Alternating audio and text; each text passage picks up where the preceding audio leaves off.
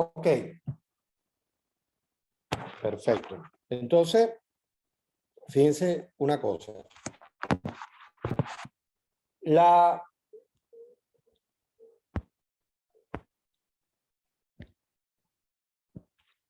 definición que hasta ahora hemos visto, tanto del poder tradicional como el racional, haciendo la aclaratoria de que hay poderes tradicionales que operan bajo un esquema racional legal, y poníamos el ejemplo de los regímenes que tienen la figura de monarquía en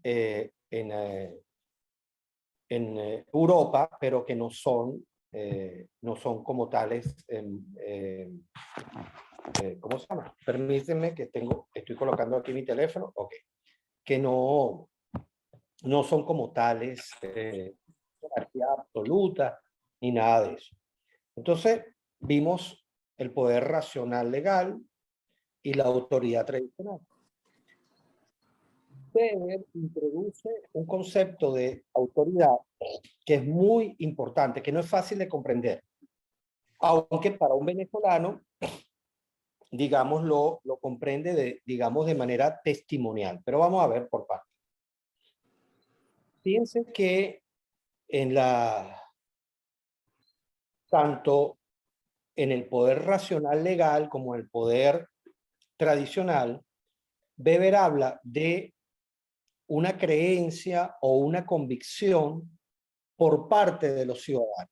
O sea, los ciudadanos tienen una convicción, una creencia de que en un caso la legitimidad viene de la tradición, del modelo adoptado por una sociedad, o en otros casos viene, bajo un modelo racional legal, viene de las leyes y del comportamiento de las autoridades ajustado a esas leyes. Convicción o creencia. Aquí Weber, cuando habla de autoridad carismática, introduce un concepto interesante. Habla de devoción. ¿Ok? Te pasaste de lámina ahí. Gracias. Habla de devoción. Aquí hay un primer elemento importante. La palabra devoción es una palabra netamente religiosa. ¿Ok? Y es un concepto que es esencialmente irracional. Entonces, Weber dice, la autoridad carismática consiste en la devoción de los seguidores que le otorgan cualidades excepcionales al líder. ¿Ok? Entonces, detengámonos aquí. Cuando hablamos de la palabra carisma, cuando hablamos de que una persona es carismática, hay dos acepciones. ¿Okay? Cuando cualquier duda me mandan a parar y yo explico de nuevo. ¿Ok? Hay dos acepciones. Hay un tipo de personalidad carismática que consiste en personas que tienen cualidades objetivas que las hacen carismáticas. ¿Qué es una persona carismática? Es una persona que atrae la atención de otro, atrae la admiración de otro, ¿ok? Y la gente lo toma como modelo. Entonces, como digo, ante eso hay dos acepciones. Hay una acepción, ¿verdad?, que tiene que ver con las cualidades del sujeto. Por ejemplo, en muchos periódicos, cuando reseñaban a Obama como presidente de Estados Unidos, mucha gente hablaba de el carismático presidente Obama. ¿Por qué Obama es carismático? En este sentido que lo estoy diciendo. Efectivamente, Obama era un tipo que captaba mucho la atención de la gente, captaba la admiración, el respeto de la gente, porque él tenía unas cualidades, ¿ok?, que lo hacían carismático. Es decir, Obama es un tipo brillante, o sea, es un tipo que se graduó con honores en la legendaria escuela de leyes de Harvard, ¿ok? Fue el primer estudiante negro que dirigió la revista de leyes de esa universidad. Después se graduó con honores, si no me equivoco, creo que en Stanford, en ciencias políticas. ¿Okay? Hizo una gran carrera legislativa, tanto en su estado como a nivel del Congreso norteamericano. Era un tipo además con un verbo y una capacidad de comunicación y de conexión con la gente. Entonces, ¿está bien decir que Obama es carismático? Sí, en este sentido. Es un tipo que tiene cualidades que lo hacen atractivo, admirable a la gente. ¿Ok? Buena oratoria, exactamente. Acuérdense que la buena oratoria es propia de la gente que tiene algo que decir. Por ejemplo, después hablaremos del personaje, pero en Venezuela mucha gente decía, es que Chávez es un gran comunicador. No, Chávez no es un gran comunicador, porque para ser un gran comunicador tienes algo que comunicar. Entonces, Chávez lo que decía era pistolada, incoherencia, reforzaba Profesor, falsas mitos. Entonces, ahí no hay una, o sea, la oratoria va de la mano de la capacidad intelectual. Hablar pistoladas, y ahora vamos a hablar, pero ¿por qué hay gente que le gustaba la pistolada? Ah, eso es otro tema. Pero hagamos ese paréntesis. Alguien por ahí creo que quería preguntar algo. Dígalo. ¿Aló? no, por ahora no tengo ninguna duda, disculpe. Ah, bueno, perfecto, no hay ningún Permiso, problema. profe. Dígalo. Lo que ocurre, profe, es que Chávez era como que le tocaba la fibra sensible a la gente. Él tenía como eso de saber emocionar a la gente con las palabras, pero no, es tal como usted dice, o sea, mayormente lo que él hablaba era del imperio, del de la guacharaca, pero sí sabía cómo tocarle, llegarle a los sentimientos, por así decirlo, de la gente. Por eso la gente le seguía tanto. Claro. No, pero digamos que hay maneras de llegarle. Fíjate que el tema es interesante lo que acabas de mencionar. El gran presidente Franklin Delano Roosevelt le llegaba a la gente. Churchill le llegaba a la gente y a sus emociones. El tema es que hay una relación patológica, eso lo vamos a ver en el liderazgo carismático, en la otra acepción de carismático, en donde la persona apela a los bajos instintos y a las falencias, ¿ok? A la falta de afecto y de reconocimiento, ¿ok? A eso me refiero. Y eso es muy fácil, para eso no hay que tener talento. Talento es cuando Churchill se para frente a la nación inglesa y sin engaños ni nada le dice, mire, viene el Tercer Reich y probablemente arrase con nosotros. Pero nosotros vamos a hacer esto, esto, esto, porque somos Inglaterra. Entonces, es muy diferente cuando tú apelas a los bajos instintos, a las carencias afectivas que tiene la gente para hacer trampa. Son dos cosas muy distintas. Es decir, Kennedy le llegaba a la gente, pero no le llegaba tratando de alimentarle sus bajas pasiones, sino llegaba, como decía antes, bajo un liderazgo inspiracional o inspirador. Eso es importante. Entonces, bueno, ya hablamos de Obama, ¿ok? Como un ejemplo de esa acepción de carismático. Ahora, hay un concepto de liderazgo carismático que es al que apunta Weber y digamos que él toma el concepto de carismático desde su acepción religiosa o teológica. Permítame el neologismo. Es decir, Weber lo que hace es sociologizar el concepto de carisma teológico. ¡Wow! ¿A qué se refiere con eso, profesor? Bueno, fíjense.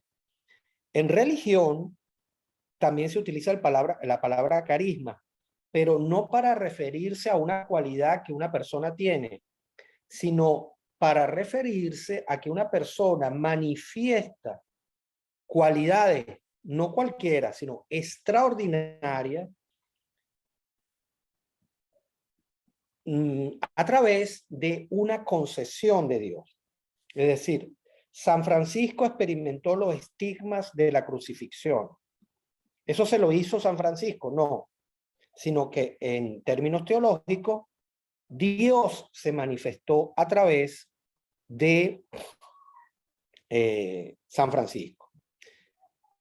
A don José Gregorio Hernández se le asignan milagros, pero si pudiéramos hablar con José Gregorio Hernández, él mismo diría, yo no curé a nadie. ¿Ok? José, no, sino que Dios me utilizó a mí para sanar a alguien. En otras palabras, José Gregorio Hernández no tiene un poder o un carisma propio, sino que es un carisma que proviene de Dios. Entonces, él toma esta idea y la sociologiza. ¿Y qué quiere decir con esto? Lo que tenemos ahí en la definición. Si le prestan atención un momentico, por favor. Dice, es la devoción. Recuerden, devoción es una relación irracional. En América Latina, como somos tan habladores de epistolada, en cualquier canción romántica se dice que se tiene devoción por la mujer amada. Bueno, eso es mentira. Devoción usted siente por Dios y la Virgen. Más nada. ¿Ok? Entonces la devoción es una experiencia religiosa, irracional, que sienten los seguidores, ¿ok? Y en vista de que tienen esa relación devocional, le otorgan, oigan bien, le otorgan al líder unas cualidades excepcionales, en vista de las cuales lo siguen. Hasta ahora esto les puede sonar completamente loco, y les suena loco porque es loco. En otras palabras, oigan bien esto, un grupo de seguidores cree, se imagina, en todo caso, en todo liderazgo carismático, hay algún grado de insania mental en el colectivo, ¿ok? En el cual las personas creen que ese tipo que está ahí es una cosa fuera de serie, ¿ok? Y como creen que es un tipo fuera de serie, le otorgan unas cualidades excepcionales. Entonces, fíjense, la locura se alimenta a sí misma. Entonces, como yo creo que esa persona es extraordinaria, yo le asigno cualidades extraordinarias. Y en vista de esas cualidades extraordinarias, yo lo sigo. ¡Wow! Pero qué locura. Bueno, sí, es una locura. Es una locura.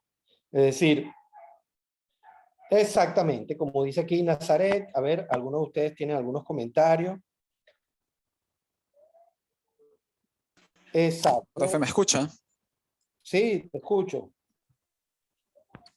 Sí, Dígalo. esto se puede vincular también con la definición de transfiguración que está en el capítulo del libro, en el capítulo 1.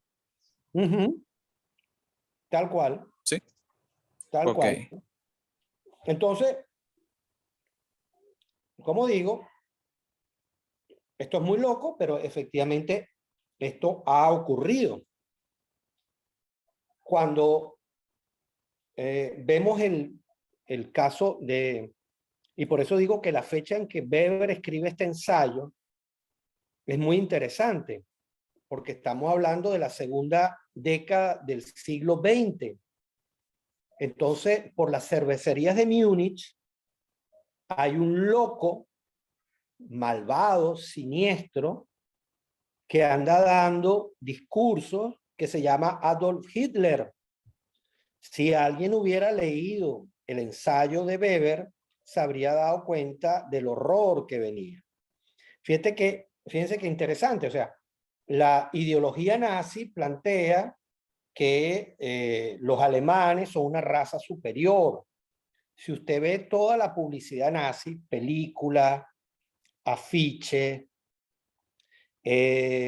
todo lo que es la imaginería, el arte, entre comillas, nazi, usted verá que los alemanes son, y las alemanas, son unos atletas fornidos, catires, ojos azules, como recién salidos de un gimnasio. Y entonces usted ponga la mirada en Hitler. Un tipo bajito, cabello negro, ojos negros, físicamente como disminuido. Y bueno, millones de personas vieron en esa rana platanera, vieron a un tipo de 1,90 m, catire, ojos azules, con aspecto de deportista. Pero la idea de la raza superior no solamente era física, sino que además los alemanes, según esta teoría, intelectualmente eran superiores a los demás. Por favor, paséese usted por algún documental de History Channel y oiga, no mucho, un minuto, oiga un minuto un discurso de Hitler. Y usted no tiene que ser psiquiatra para decir, bueno, pero este tipo está frito. Esto es un loco de amarrar. Bueno, millones de alemanes vieron en ese loco a una de las mentes más brillantes del siglo XX. ¿Están entendiendo ahora el concepto de carisma? En la otra acepción, en la acepción que plantea Weber, ¿les queda claro? Sí, profe. Ok. Pero como Profesor, digo, en diferentes momentos de la historia, tenemos el caso nuestro. O sea, ahora a lo mejor no se siente tanto, porque además, esto es típico, una vez que muere el líder carismático, digamos que todo ese encantamiento patológico desaparece.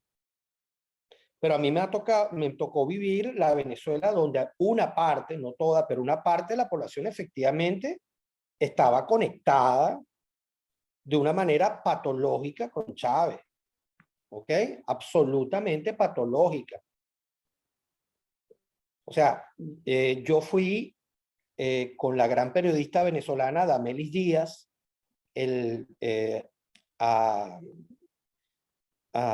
ahí, ¿cómo se llama? A los próceres, donde velaron a Chávez. Y bueno, estuvimos por allá con un fotógrafo, estuvimos preguntándole a la gente, y tú tenías que ver aquello era una cosa de locura. O sea, gente adulta llorando como si hubiera perdido un familiar querido. Es decir, yo recuerdo conversar con una señora, y esto lo digo con todo respeto, porque esto no es para burlarse, pero yo me acuerdo de una señora mayor, muy humilde, muy pobre, en el metro, cuando íbamos hacia allá, y yo recuerdo que ella tenía ustedes se acuerdan que como parte de la locura, sacaron unos muñecos como los G.I. Joe, pero de Chávez. Entonces era un G.I. Joe pobre además, porque se ve que la señora había perdido los zapaticos, las boticas, y había perdido la gorra y tenía como rota la camisa. Entonces la señora iba abrazada del G.I. Joe de Chávez, llorando, a moco tendido. Entonces tú dices, bueno, obviamente aquí el problema era la gente. ¿Ok? O sea, era un problema. Entonces, como digo, con eso, con ese tipo de liderazgo carismático, y en su momento, Weber señaló, a ver si les suena conocido, estoy hablando de que este ensayo creo que es de 1922 o 23, ¿ok? Recuerden que en poco tiempo después va a llegar Hitler al poder y vamos a tener nada más y nada menos que la Segunda Guerra Mundial, el Holocausto, etcétera. Y Weber dice, bueno, este tipo de liderazgo es muy peligroso. ¿Por qué? Porque este es un liderazgo que no respeta normas, le suena conocido, no respeta leyes, solo opera por los impulsos personalistas, ¿ok? Desintegra las sociedades y crea caos. Pero los alemanes no leyeron, porque iban a leer un sociólogo. ¿Para qué? Ay, Dios mío, ¿para qué vamos a leer sociólogo? Bueno, ya vieron lo que pasó. Y en el caso venezolano, creo que, bueno, es notorio el mal causado por todo esto. ¿Alguien tiene una pregunta por ahí? Yo sí. Hola, ¿se Ok. escucha? Ajá, dígalo.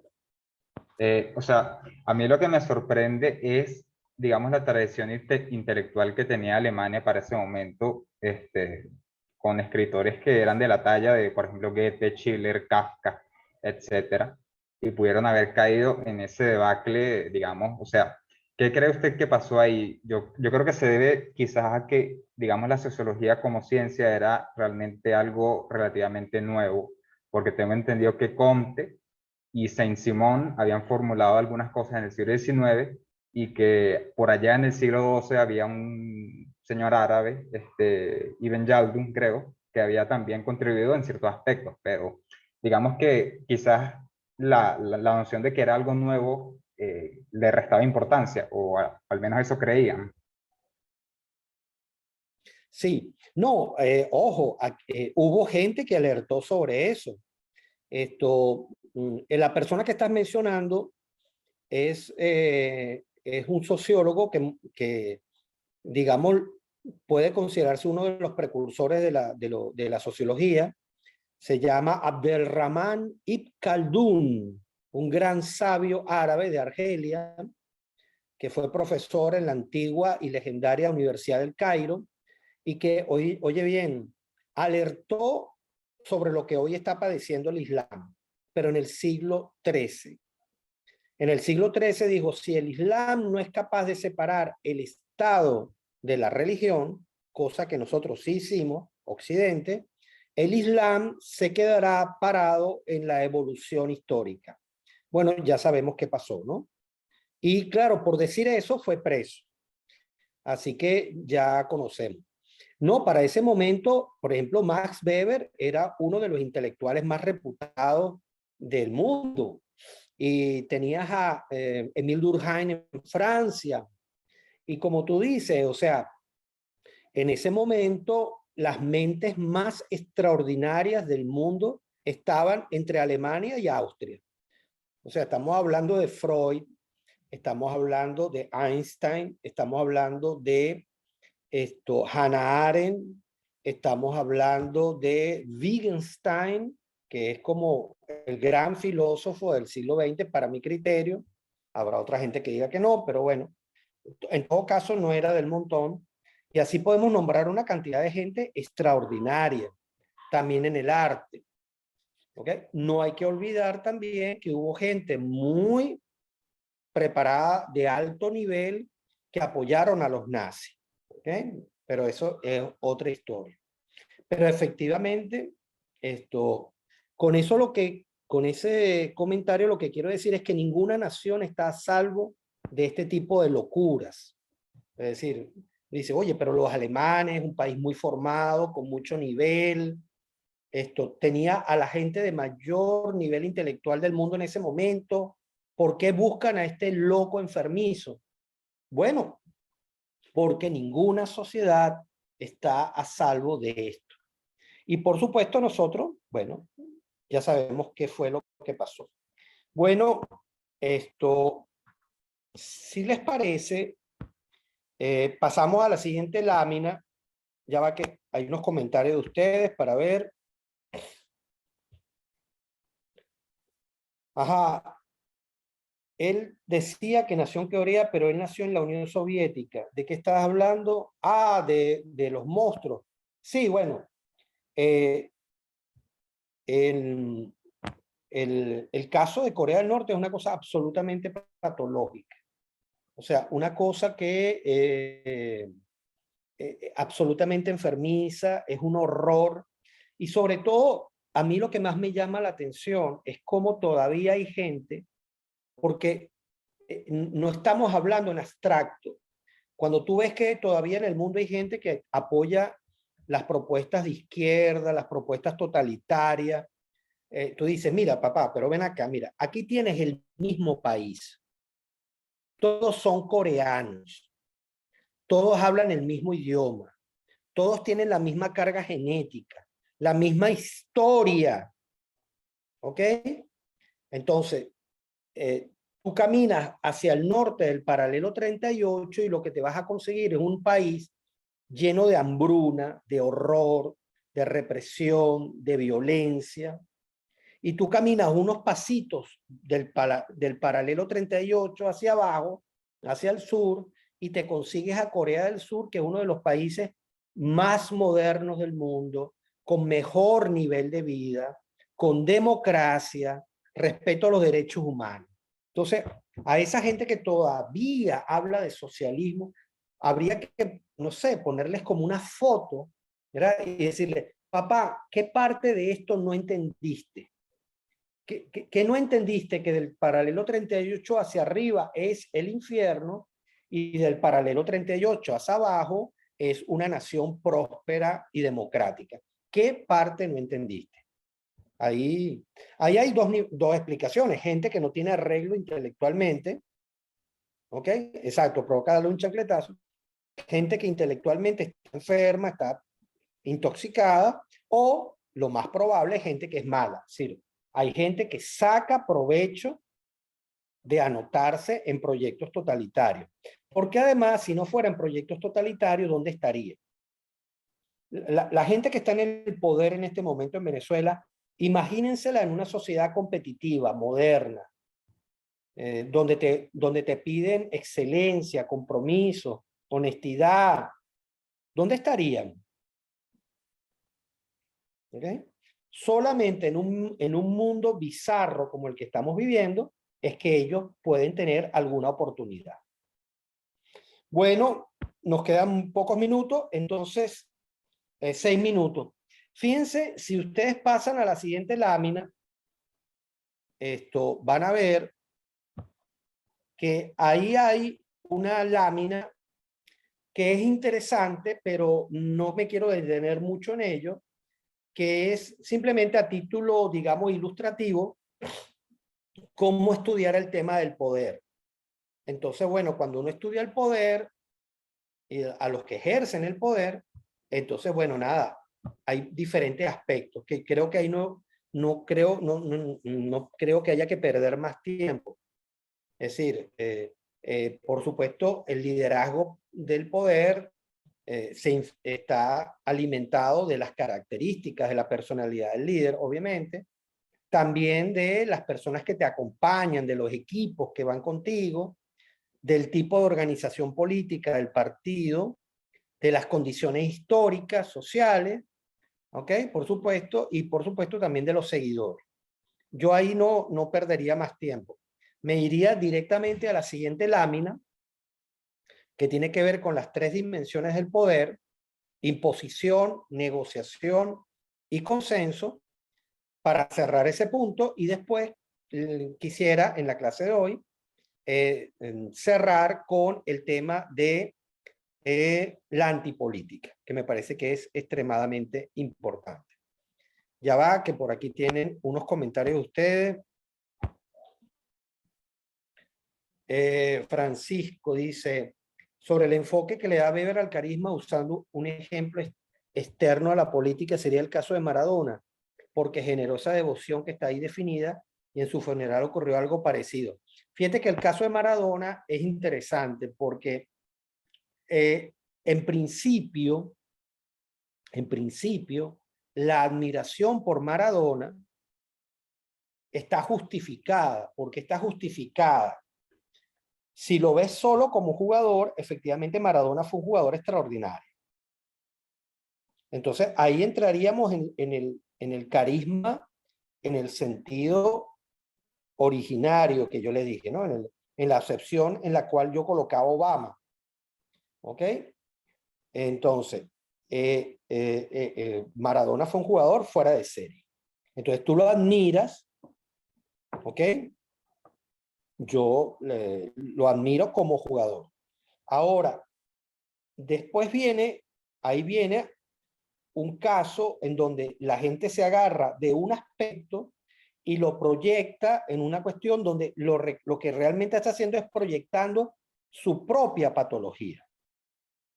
Es decir, efectivamente en Argentina hay gente, no todo, o sea, son millones de argentinos, pero hay un número importante de argentinos que tiene una relación patológica con Maradona. Y entonces lo coloca como un dios y tal. Y además es contrastante, porque cuando tú dices, bueno, Maradona era un pobre diablo, pues, una piltrafa humana.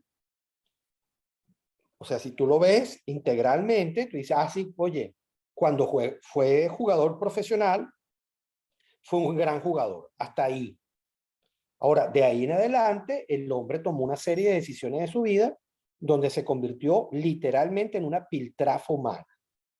¿Ok? O sea, no quiero ser grosero con esto, sino que es pues, algo objetivo.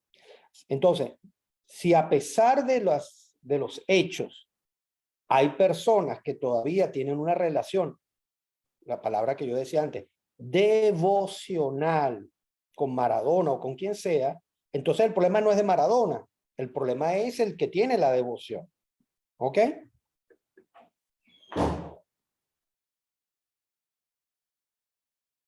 Sí, bueno, ahí habría que aclarar, no cualquier feminista, sino una feminista de izquierda,